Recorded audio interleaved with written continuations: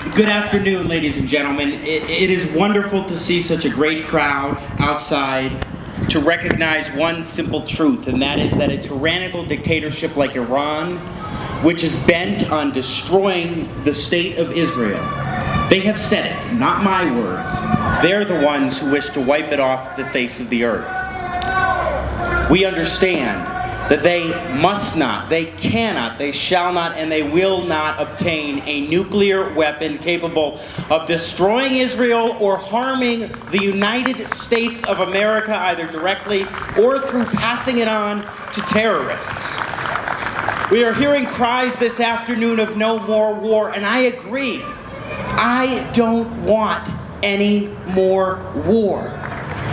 But unfortunately, our enemies are hell-bent on accomplishing their mission, their objective, no matter what the consequences. We see it with ISIS today, and we expect that Iran is really going to be any different when they already have given signs and signals that they are no different.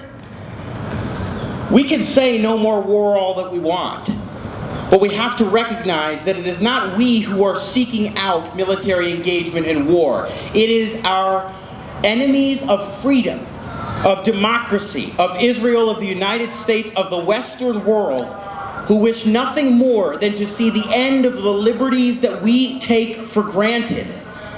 It is important, especially as a young person, in my mind, that we recognize that the decisions that we make today will serve to show the lessons for tomorrow, for the future. And I can only hope that those lessons are positive, that they show us how to stop evil from succeeding in its dastardly deeds, so to speak, in committing horrendous acts of destructive consequences. Or will we find the lessons of history that we have already learned, which is that if we do not stand up against evil today, then tomorrow the consequences may be starker than we could ever imagine.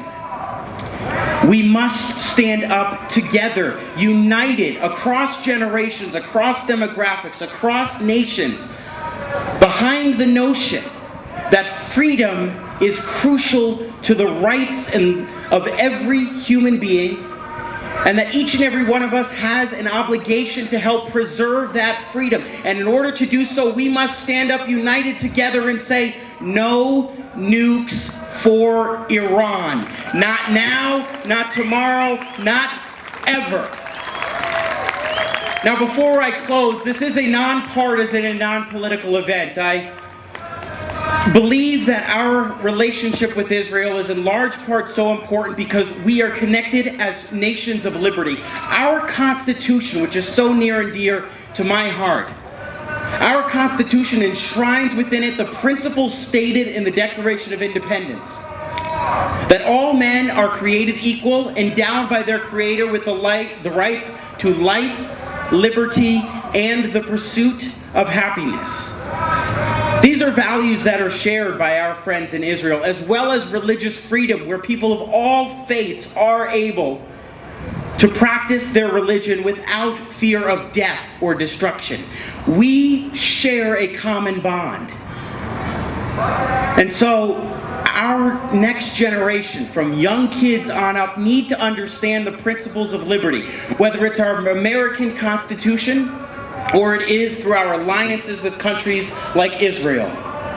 So I strongly encourage each and every one of you, as we go in to the time where we celebrate the Declaration of Independence, to speak to a young person in your life, to read the Declaration of Independence with them, to speak to them about the Declaration and its principles and how they bind us together with other countries like Israel and others in the Western world. It is so crucial. If you want tips and ideas, you can go to a website that I'm very proud of, libertyday.org, for the Liberty Day Institute. But regardless, I hope that you will pass this message on to younger generations, not just your neighbors, not just your friends, but your kids and your grandkids. Together, united, we will stand strong for freedom, for liberty, for our alliance with Israel, and for the principles that God has helped see through clear in our great country and in our ally Israel. Thank you very much. God bless America and God bless the United States. God bless the United States of America and God bless Israel.